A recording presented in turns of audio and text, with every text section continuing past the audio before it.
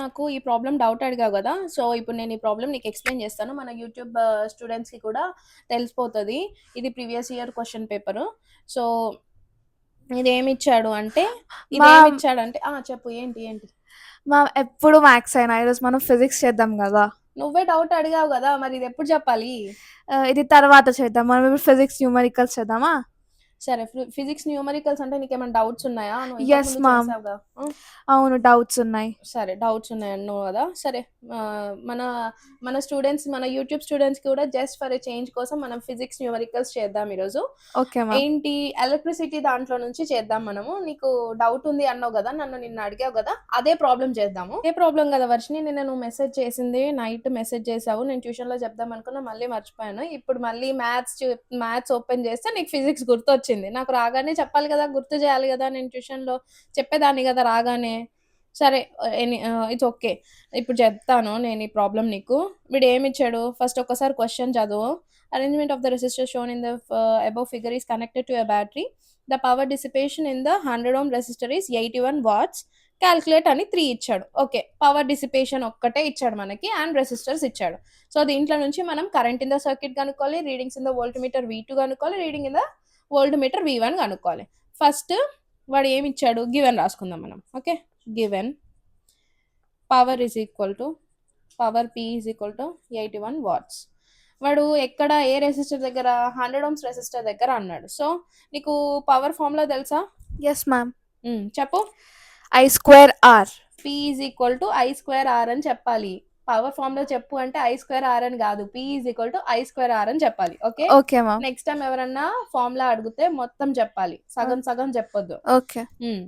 I²R అన్నాడు. P ఏమో 81 ఇచ్చాడు. I² we have to find out. R is 100 ohms కదా. 81 by ఈ 100 ఇటు తీసుకురా. 81 by 100 is equal to I².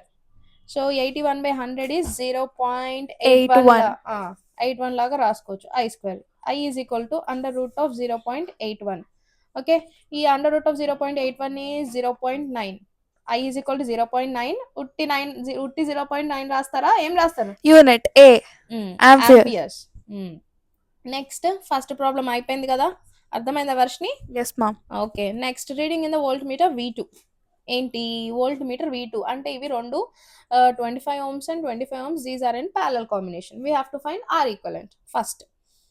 ఏంటి 1 by R is equal to R1 plus R2. 1 by R2. 1 by 25 plus 1 by 25 which is equal to 2 by 25. 1s are 12.5s are. Okay. అంటే 1 by 12.5. 1 by R. R is equal to 12.5. So ఇప్పుడు second ప్రాబ్లంకి 12.5 ohms తెలుసు, మనకి I తెలుసు. I is 0.9 amperes and we have to find out V in V2 కదా. So okay. ఇప్పుడు formula చెప్పు. I, V, Rకి relation ఉన్న ఫార్ములా ఒకటి ఉంటుంది. ఆ ఫార్ములా ఏంటో నాకు ఇప్పుడు చెప్పు. V is equals to I into R. Okay. Good. ఇట్లా చెప్పాలి. V కనుక్కోవాలి. I ఎంత 0.9. R ఎంత 12.5. 0.9 into 12.5 ఎంత అంటే 11.25. ఓకే. 11.25 వాల్ట్స్. గుడ్. ఇది ఇట్లా రాయడం మాత్రం మర్చిపోకండి ఎగ్జామ్లో. ఇప్పుడు 3 ప్రాబ్లమ్స్ ఇచ్చాడు కదా మనకి. 3 సబ్ ప్రాబ్లమ్స్ ఇచ్చాడు కదా. సో ఒక ప్రాబ్లం రాశారు, ఒక ప్రాబ్లం చేశారు. దాన్ని ఇలా పెట్టండి, ఇలా హైలైట్ చేయండి. ఫస్ట్ ప్రాబ్లం అని ఇట్లా పెట్టి ఇలా చేసి దాని ఆన్సర్, ఫస్ట్ ప్రాబ్లం ఆన్సర్ ఇట్లా హైలైట్ చేయండి. నెక్స్ట్ సెకండ్ ప్రాబ్లం ఇట్లా చేసి దాని ఆన్సర్ ఇట్లా హైలైట్ చేయండి. ఇప్పుడు థర్డ్ ప్రాబ్లం చూద్దాం. థర్డ్ ప్రాబ్లం ఏమని ఇచ్చాడు? Readings in the voltmeter V1.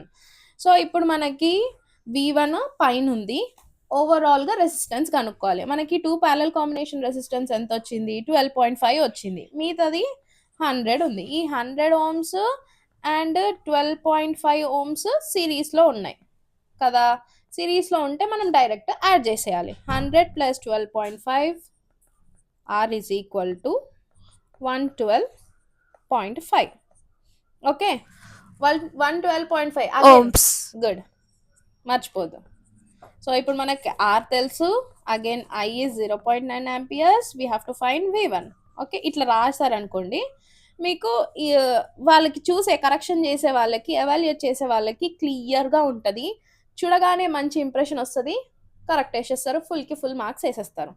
Okay. So, again same formula V is equal to IR.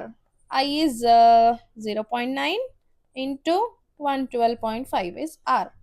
0.9 into 112.5 is 101.25. Again, volts. Ohms. Volts కాదు, ఓమ్స్ కాదు, వోల్స్. Volts. కన్ఫ్యూజ్ అవ్వద్దు Varshini. Okay, ma'am. అర్థమైందా నీకు ఇప్పుడు ఈ ప్రాబ్లం? Yes, ma'am.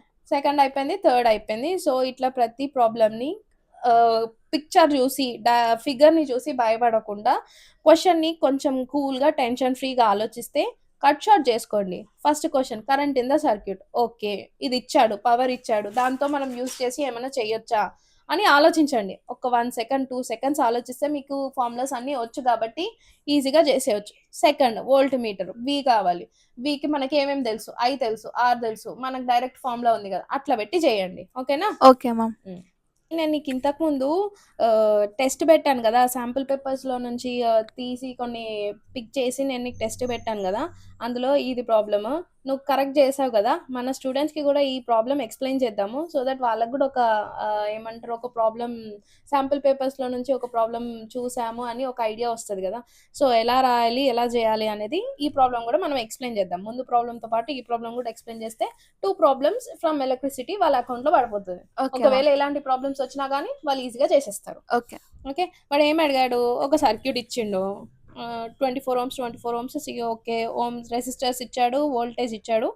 ఏమని అడుగుతున్నాడు, current in the 12 ohms resistor అని అన్నాడు. 12 ohm రెసిస్టర్లో కరెంట్ కనుక్కోవాలి and at the same time difference in the readings of A1 and A2 అనేసి అడిగాడు. సరే, మనం ఫస్ట్ వన్ చూద్దాం. అరే నేను పెన్ను చేంజ్ చేయట్లే Varshini, you have to remind me. No. Sorry, ma'am. Next time I'll remind you. Okay, good. First చూద్దాము. Current in the 12 ohm resistor. ఈ రెసిస్టర్లో మనం కరెంట్ కనుక్కోవాలి. మనకు వోల్ట్స్ తెలుసు, రెసిస్టర్ తెలుసు. గివెన్ రాసుకో. Given V is equal to 6 volts and R is equal to 12 ohms కదా. ఫార్ములా చెప్పు Varshini. V is equals to I by R. R by I. I into R. ఏంటి మర్చిపోతున్నావా? ఇంతకుముందే చేసావు కదా ప్రాబ్లం, మళ్ళీ మర్చిపోయావు. 6 is equal to I into 12. 6 1s 6 2s. 1 is equal to I into 2.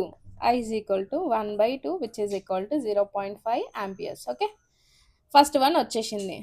Okay, next difference in the readings of A1 and A2. So ఇది దేని reading? A2 reading. ఇప్పుడు మనం వాడు ఏం అడిగాడు, డైరెక్ట్ A1 కనుక్కోకుండా డిఫరెన్స్ అని అడిగాడు. Difference in reading A1 and A2 అని అడిగాడు. అంటే దానికి మనం A1 రీడింగ్ కూడా కనుక్కోవాలి. Yes, ఓకే, A1 రీడింగ్ కనుక్కోవాలి అంటే మనము ఈ ప్యారలల్ కాంబినేషన్లో ఉన్నవి సిరీస్లోకి కన్వర్ట్ చేయాలి, అంటే ఒక రెసిస్టర్లోకి కన్వర్ట్ చేయాలి, అంటే R ఈక్వలెంట్ కనుక్కోవాలి. 1/R is equal to 1/24 plus 1/24. Okay, 2/24